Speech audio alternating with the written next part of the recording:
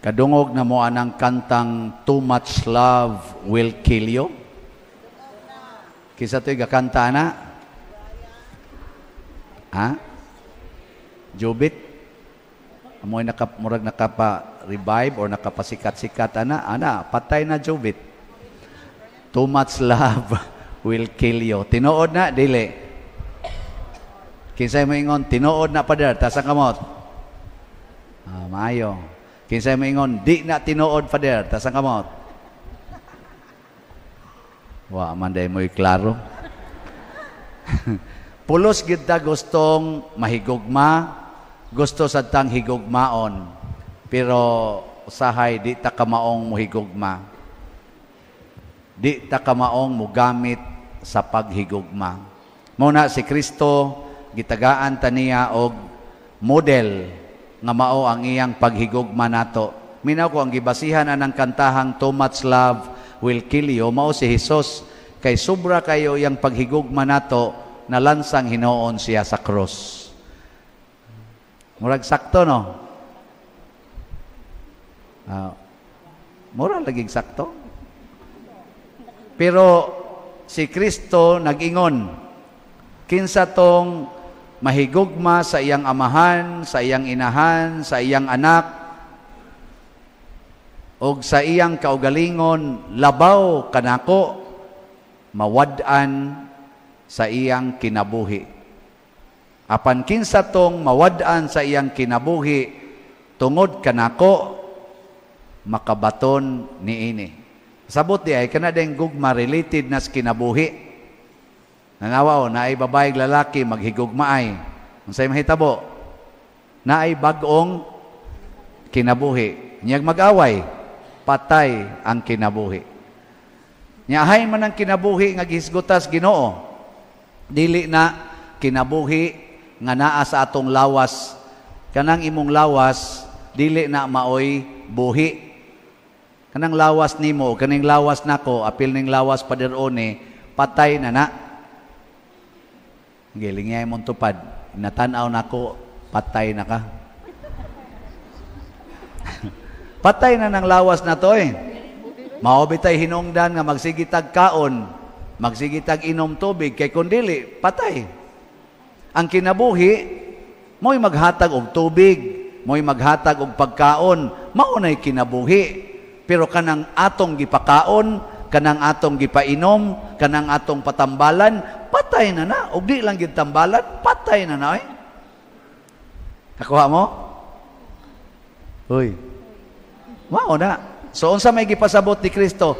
Atiman na ang tinuod nga kinabuhi kanang tuburan sa pagkaon, tuburan sa tanan, tuburan sa tanang gikinahanglan para aning atong lawas.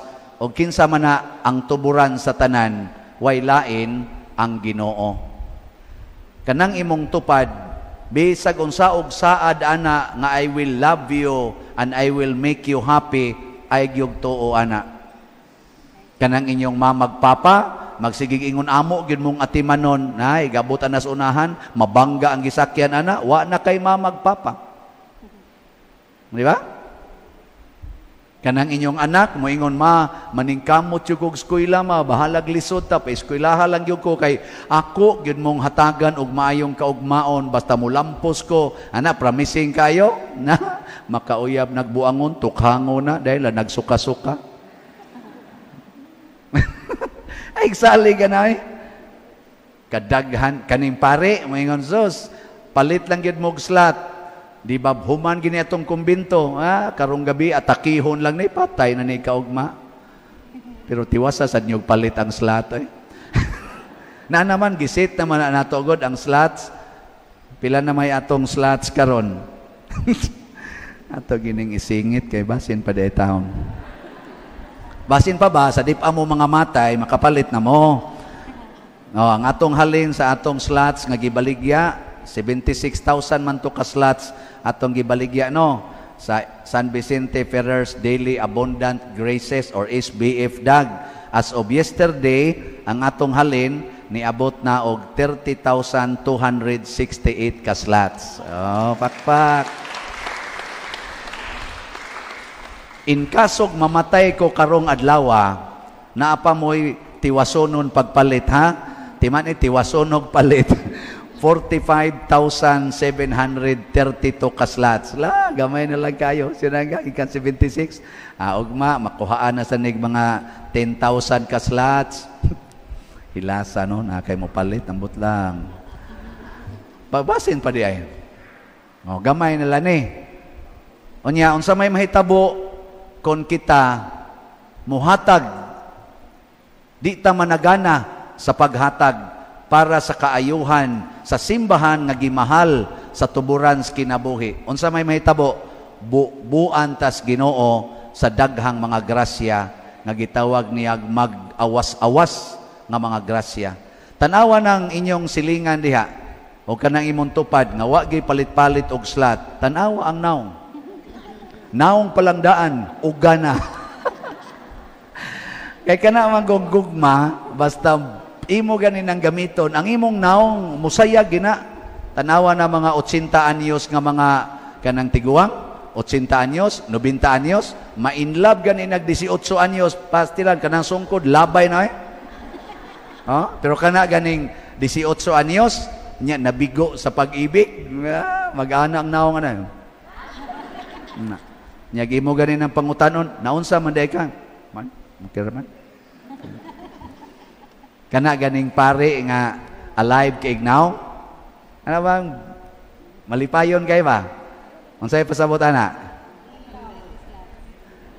Gitiksa nas madre.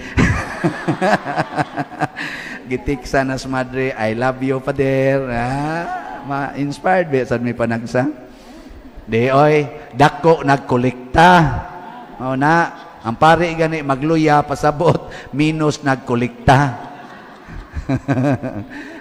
Ang kalipay gyud nga tinud-anay mga igsuon muhatag og nindot nga kalambuan kanang makadasig sa kinabuhi. Mao bitaw karon tungod aning inyong sigig palit og slots, sige sag-increase ang atong pag-construct sa atong kumbinto. Gusto mo mo tan-aw? Sige atong tan-awon, magsalida tag kadiyot. Nawa man. Kana atong giusab og jutay ang atong design si San Vicente to nas babaw.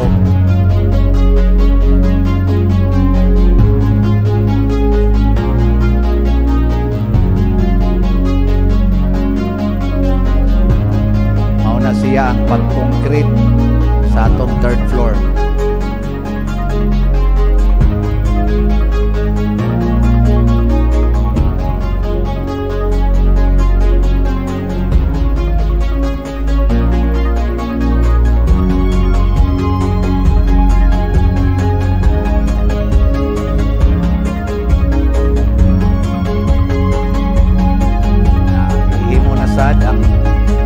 Para pag-concrete sa atong roof deck.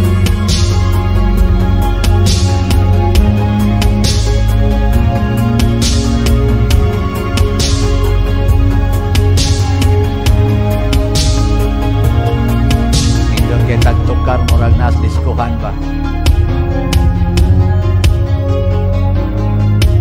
Sugo na sa himos mga para beams o mga columns.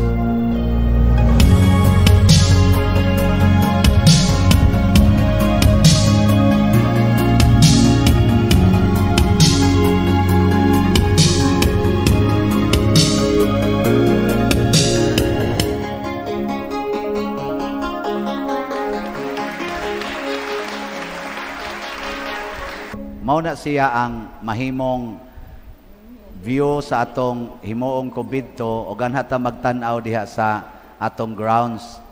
Naam na deskilid alihag jutay sa balay nila ni Kap o diri sa atong simbahan. Pero sagdi lang magamit man ginanato. Ang importante aron makita inyong view sakala mo dito sa babaw nya kupot mo sa pako ni San Vicente nya singgit lag darna. Alo pa day na. Makita na dito sa layo. Ang magasto na to ana labing minus mga 35 million. Nya sige mogpalit ani ato mga slots, basin pa dali ra na siyang mahurot, no? Pagkanindot di ay kung maghigugma ay ta. O ang tanang nipalit sa slots, malipayon.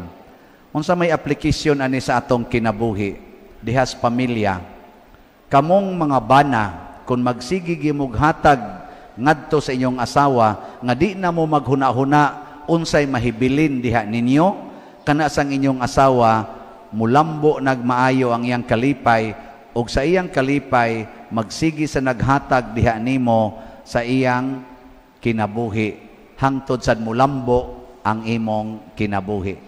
Pero magsigi na ganita og dinao kanang nga ngigagod kansin ako no, ako ni musangko kita sa siging away, siging gubat, pinatyanay. Gilingi ana ang imong tupad be, practice ing na akong isaad, ihatag nako ang tanan nganha nimo. Sige, ing na. Wagid mo lingi isa hatagan na padir nga mo kailaan na. Unsa may imong ihatag di ay? Unsa may maayog yun nga una natong ikahatag kana gyong paghimo og paningkamot nga dili ta makasala, kanang mawa unta ning atong sala, patya ang imong sala. Maunay the best natong ikahatag sa atong isig katawo. Matod pa sa ikaduhang pagbasa nga magpakamatay ta uban ni Kristo. Ang atong bunyag maunay pagpakamatay uban ni Kristo, kay pagbunyag nato gipapas ang atong sala. Nya karon kay dagko naman ta, mo desisyon na ta nga papason ko na ning akong sala. Pananglitan kanang sala anang porn, kana bang kalaway. Lami biya kay nang salaa. Hasta kami anak mananaw man sad mi, ambot ni Padre One mo tan-aw ba ni. Pero sala na oy. Oh, kana mga bana magsigig tan-aw ana, di na nimo hunongon, patay gina imong asawa, mag-anam ginagkabati ang naong ana. Basta sigihan ani mog tan-aw kanang sala. Oh, mag-anam jud kabati. Kay kadto na may magsigig hari si imong una-una, nya nigtan-aw nimo si imong asawa, diferensya man gyud kayo. Magsigi na lang ang taga. Magsige lang kag ingon kanigi do, magpanilap ka ba kanigi do, ana? Iglingi nimo si mong asawa, nusam ni matay ni mong buang. Pero ayaw na himo ang sala, di ba kanang imong mga tao kuyog nimo, pirmi ginang nindo tan-aon. Oh.